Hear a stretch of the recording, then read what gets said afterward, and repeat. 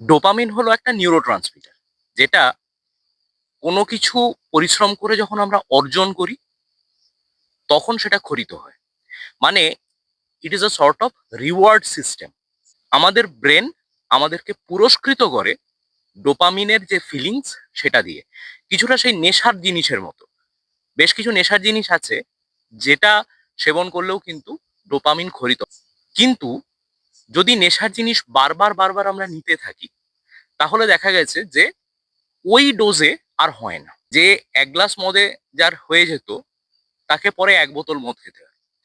ঠিক সেইভাবে যদি আমরা ডোপামিনের এই যে ফিলিংসটা, সেটা যদি আমরা একটু মিসইউজ করি, তাহলেও কিন্তু আমাদের সমস্যা হয়। এখন যদি আমরা বারবার কোনো সোশ্যাল মিডিয়া স্ক্রল করতে থাকি, আমরা যদি জাঙ্ক ফুড খাই, তাহলেও কিন্তু ডোপামিন বেরোয়।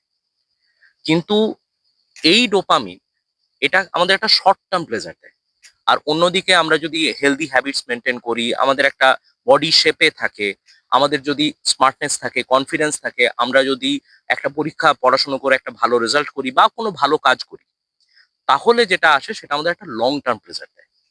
কিন্তু মুশকিল হচ্ছে এই শর্ট টার্ম প্লেজার গুলো ইজিলি অ্যাভেলেবল। সেই কারণে আমরা সবসময় কিন্তু এগুলোর থেকে, এটা যেহেতু নেশার মতো, আমরা সবসময় এটার থেকে নিজেদেরকে উদ্বুদ্ধ করার চেষ্টা করি। এটা মোটিভেশনেরও কিন্তু, ডোপামিন কিন্তু মোটিভেশনেরও একটা খুব বড় অংশ। এরপরে সমস্যা হচ্ছে যেটা, সেটা হচ্ছে যে যদি আমরা বারবার এই শর্ট টার্ম প্লেজার গুলো নিতে থাকি, তাহলে আমাদের কিন্তু লং টার্ম যে প্লেজার, সেটার দিকে আমাদের কিন্তু আর নজর যায় না। অর্থাৎ আপনি জানেন যে আপনাকে পড়াশুনো করে একটা ভালো রেজাল্ট করতে হবে, অথবা আপনি একটু হেলদি হ্যাবিটস মেনটেন করলে আপনি অনেক স্মার্ট লুকিং বডি পাবেন। কিন্তু সেটা আপনি করতে পারবেন না। কেন?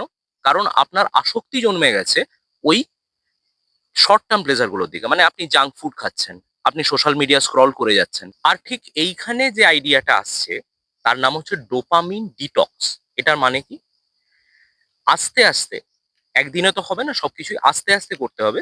সেটা হচ্ছে যে এই সোশ্যাল মিডিয়ার প্রতি আসক্তি বা ধরুন জাঙ্ক ফুডের প্রতি আসক্তি, সেটাকে আস্তে আস্তে সরে আসতে হবে সেখান থেকে। এটা যদি হয়, তাহলে আমাদের ব্রেন আবার আস্তে আস্তে ওই লং টার্ম যেগুলো আমরা পার্সু করতে চাই, যে প্লেজার গুলো, সেগুলোর দিকে আমরা আবার ফিরে যাব। এটা করতে গেলে কি করতে হবে? প্রথমত, ঘুমোতে যাওয়ার ১ ঘন্টা আগে এবং ঘুম থেকে ওঠার ১ ঘন্টা পরে পর্যন্ত মোবাইল ফোন দেখবেন না। দ্বিতীয়ত, সোশ্যাল মিডিয়ার ট্র্যাপ থেকে বেরিয়ে আসুন, সত্যিকারের সামাজিক হন। অর্থাৎ বন্ধুবান্ধব প্রতিবেশীদের সঙ্গে সামনাসামনি সময় কাটান, সম্ভব হলে একসাথে একটু খেলাধুলা করুন। জাঙ্ক ফুড কিন্তু প্রতিনিয়ত আপনাকে খেয়ে চলেছে, তো সুতরাং জাঙ্ক ফুড এড়িয়ে চলুন এবং হেলদি খাবার খান। কখনো কখনো গুরুপাক দ্রব্য খাওয়া যেতে পারে, অবশ্যই চলতে পারে, কিন্তু সেটা রেগুলার নয়। নিয়মিত এক্সারসাইজ করুন অথবা খেলাধুলা করুন। অতি অবশ্যই নিজেকে কোনো একটা সৃজনশীল হবিতে নিয়োজিত করুন, যেখান থেকে আপনি একটা স্টেডি ডোপামিন সাপ্লাই পাবেন। সবাই ভালো থাকুন।